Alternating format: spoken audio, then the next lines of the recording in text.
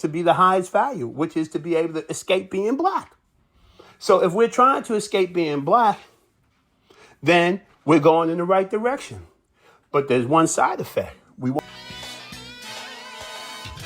Welcome to the African Renaissance Time channel. This is your home for revolutionary black thought. I'm Brother C.C. Blackman. Today I want to start a series of conversations about integration and its long-term effects on the black community. You know, integration is thought of as, or is pretty much the national policy of black America. We're trying to integrate into white America. Many people think that we have successfully integrated into white America.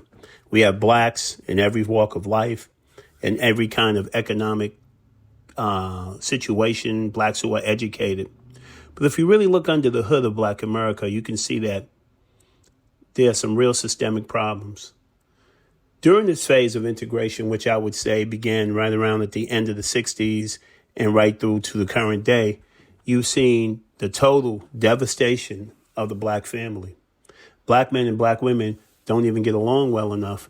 We're not at replacement level, and we're not really invested in our children as we once were as a people. When I was growing up, you would always hear people talk about young, gifted, and black, and people thought it was very important to place a great emphasis on the development of our young people.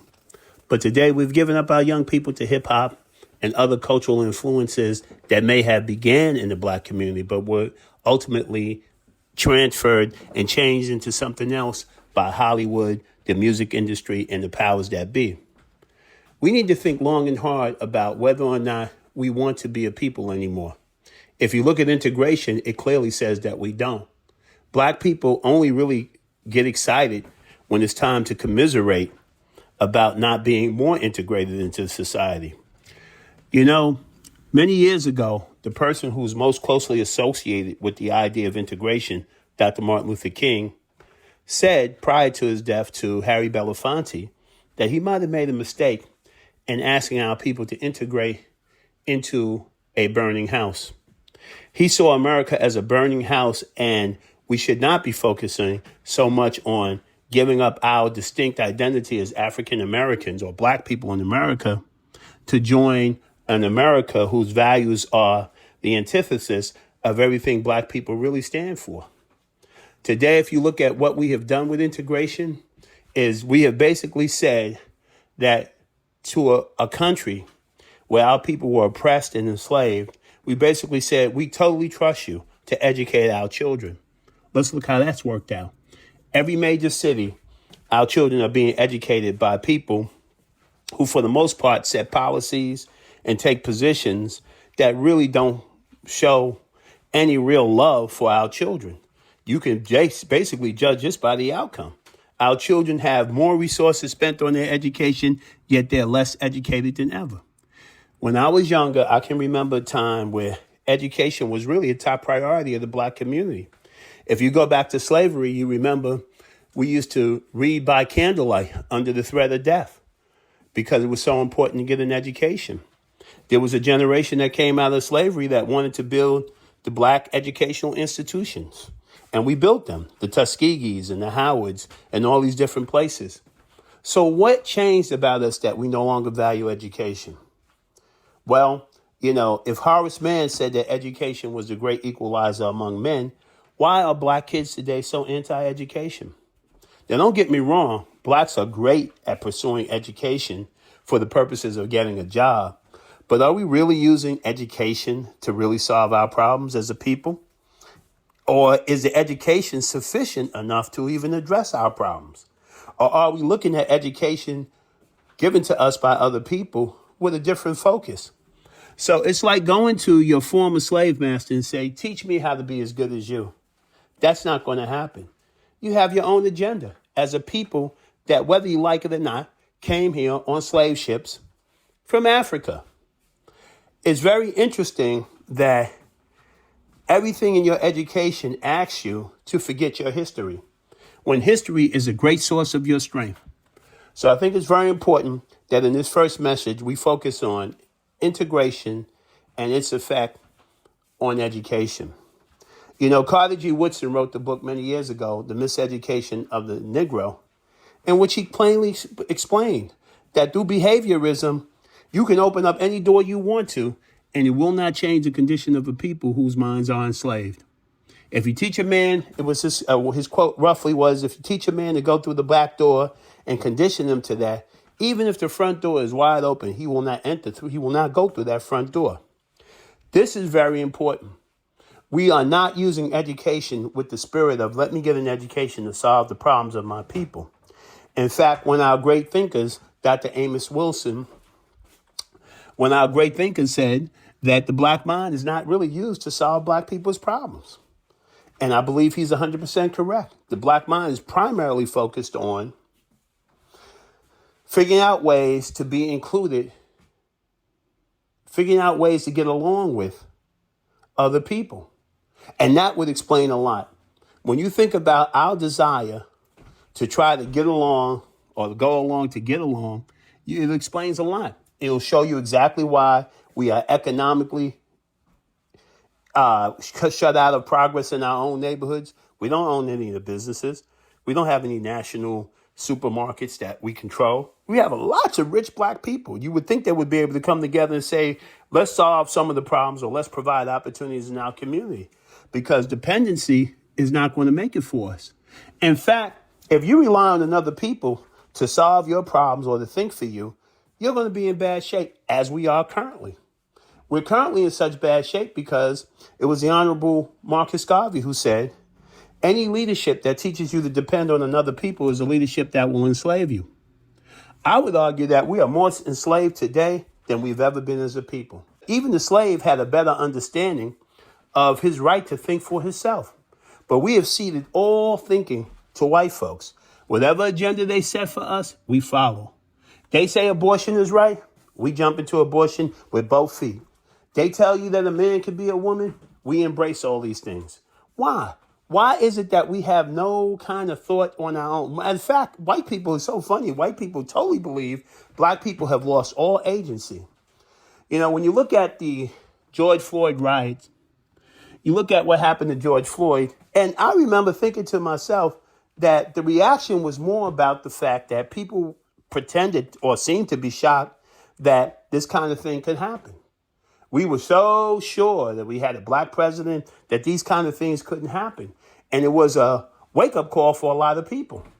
The real truth was, when I saw that knee on that man's neck or whatever, they talk about, they don't know what the cause of death was. But what I saw was that the behavior demonstrated something that black people just really don't want to accept. And that is, nobody respects us. Nobody respects us as a group. Nobody respects us as a group. White people were so sure that you're going the route of the American Indian, who was practically almost wiped out in this country, that they were in the streets. But I don't think they were in the streets because they really want to see you live such a better life. They just think that you should die more humanely than that. How do I know this? These white people are not going to give up feeding their children in concern for your children. They don't want to see blatant acts of racism, but the truth of the matter is, they're not going to solve your economic, social, or political problems.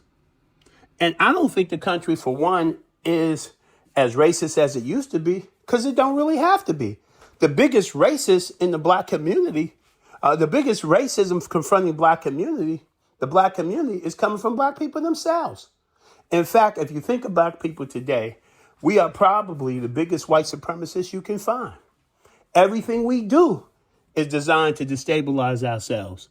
And it doesn't make any sense unless you look at the fact that by destabilizing ourselves, we believe that we'll find a safe place to integrate into another people's culture. And what's interesting about it is we have very prominent people in the black community who have done this. They don't have to live black. They don't have to marry black. They don't have to be involved with any black struggle because they feel that they have achieved what blacks hold as a group to be the highest value, which is to be able to escape being black. So if we're trying to escape being black, then we're going in the right direction. But there's one side effect. We won't be here for very long. Black people in America are a dying breed. And we're dying in so many different ways. But most importantly, we have died because we have lost any ember of pride, any ember of self-respect, any ember of do for yourself, any respect for our ancestors who fought so that we could have the dignity of being ourselves. There's a thing about people. There's a thing that I think we miss as people. We don't think of the fact that freedom is really about autonomy, thinking for yourself and going in your own direction. When you look at the condition of the black community, homelessness, people begging on the streets, unemployment, underemployment, all the problems that we have historically had is primarily our fault. Our fault. Because the people who claim to know their history and know what's going on, they would never cede so much of the control of their lives and their community and their children to a people they didn't trust. The truth is, black Americans love white people. And there's nothing wrong with that. But the problem is they don't love themselves. This is the problem. We have no real African aesthetic in this country. We want to be everything. We seem struggling for all these different identities. And when we can't decide on what we actually really are, that's a way of just failing to really respond to your problem. We have more escape mechanisms than anybody. We escape through music. Music used to be a refuge for us. Music helped us survive slavery. Now they've taken beautiful black music and turned it into trash. If you listen to the music today, we are singing ourselves back to slavery and singing ourselves to hell. So on this channel, we're not going to sugarcoat it. We're going to talk to those black people who still have some loyalty to an African identity. Because you have no dignity if you cannot be who you are and who God created you to be in this world. If you got to always apologize or try to get people to ignore color or to pretend like they don't see you, or you can't really advocate for your people amongst your people, you have a problem. Our problem is not going to be solved by Chinese. It's not going to be solved by white folks. It's not going to be solved by anybody. We will either solve our problem as black people in this country, or we're going to go the way of the dinosaur. And the fact of the matter is, there's a great interest among a lot of black people who can still think to get the hell out of here and to go to Africa and go to different places. Not because we didn't put blood in the soil and build anything, but if you look at what has happened to our people in this country, it's tragic. It's tragic because people are not paying attention. And what makes it so insidious is that people are comfortable. Their only agenda in this country is materialism. If I drive a nice car, live in a nice apartment, I dress well, I think and imagine that I'm not in any way associated with the lowest common denominator in our community. We have way too many fatherless children. Our children feel betrayed by the previous generation because we don't have any real heartfelt commitment to take care of them. We weren't the people who started objectifying women as sex objects. This was something that we learned from Hugh Hefner and white folks. That's not black culture. The black woman meant so much more when I was a kid. The character of the black woman was so much better. And this is not about changing taste in all this time. We have the right taste and the right appetites to make us an extinct people. That's what we have. Every appetite we have in black America is designed to make sure that long term we're just not here. While other people are trying to hold on to their minds, trying to hold on to their sense of righteousness, trying to maintain a moral compass, we become more and more estranged from each other. The truth is, integration has caused us to go out toward everybody else and to neglect our own self. It's like you're trying to build everybody's house and keep everybody else's program going while your program as black people in this country is rotting and going straight to hell. And that's the truth. And your kids let you know it every day. They sing songs where they call themselves B's and MFers and niggas and all kinds of stuff. You think that's got some kind of long-term future? That does not. So either we hate ourselves to the point that we're willing to sacrifice our children, which we've proven. We have done so many things that demonstrate our total insanity that you have to ask the question, why is this? You know, every time I talk about this African identity, people get mad. Nobody wants to be African. Nobody wants to be an African American. Nobody wants to be an African in the sense that we are upholding the African aesthetic and thinking through African with African brains and looking through African eyes and seeing the beauty of our own people and working for working to make sure that we are sustained and prosper and thrive as a people. All our churches, for the most part, well, most of our churches overwhelmingly have sold us out. They take the woke values. They don't give a damn about religion because money trumps everything in this country. for foolish people. There's some people who will not do anything for just money. But our people have been told that the highest value is materialism. This is a sickness, and it's a sickness that's really got us on the verge of destruction. So to bring it back, we need an African Renaissance time. We need a time where we can have a psychological, emotional, spiritual, and intellectual rebirth in this country. In order for that to happen, we have to start having conversations about how do we solve our problem, okay? And there's one great way to solve the problem, and that's to start thinking in terms of nation. Let's stop being so selfish. What's in the interest of black people? Because all of those celebrities and all those wealthy people who think they're so great because they hobnob with white people and they're on TVs and they have lots of dollars, what they forget is that those people don't really respect you. You're just like you're a joke. They own you. Look how all of them started. Look how they started talking when Kyrie got in trouble. They all condemned him. Grown men didn't have enough common sense to say, that's a good young man, and I'm not going to let him be destroyed that way. Even if he made a mistake, let's come out and put our arms around our brother and protect him. Most of them went out and just embraced the lynching that white folks were trying to do, the psychological lynching that they were trying to do to that young man and to break his spirit. Because he's still rich enough and he's still young enough to not really fully understand the sickness of black culture today. We have to stand up. Our fight today is less with the white man. We have only one real fight. And this is what Dr. Bobby E. Wright, you should go find out who that man was, said many years ago.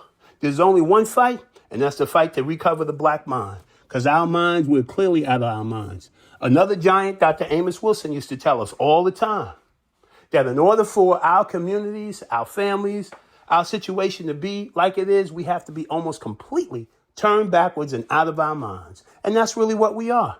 We're caught up into a cycle of behaviorism where we believe all the rewards and punishments are in the hands of another people, so we don't even have basic respect for ourselves as a people. So I'm going to leave it here for now, but I want you to like and subscribe to this channel if you want to hear more real revolutionary conversation, because there is something we can do. There is a new age that we can bring about, and that's called the African Renaissance time age. Not only when we try to get it together here in this country, but on an international basis. Black people all over the world really have the same problem. And the same problem is the fact that we have not been using the black mind, or the black mind has been conditioned to operate against its own interests. We have to have our own unique expression of what is necessary to sustain us. And we have to start thinking nation again. Had we followed the great ideas of the Honorable Marcus Garvey, who told us a century ago that we have to build our own factories, we have to employ our own people, we have to marry our own people, we have to build the black community and make it worthy of respect by other people. You want respect? You want to be able to be loved on an international level by all kinds of people? Demonstrate your greatness by solving your own problem. We don't demonstrate our greatness. We don't demonstrate our human dignity by selling out. So that's all for now. Please like and subscribe. This is Brother CC Blackman, and thank you so much for listening.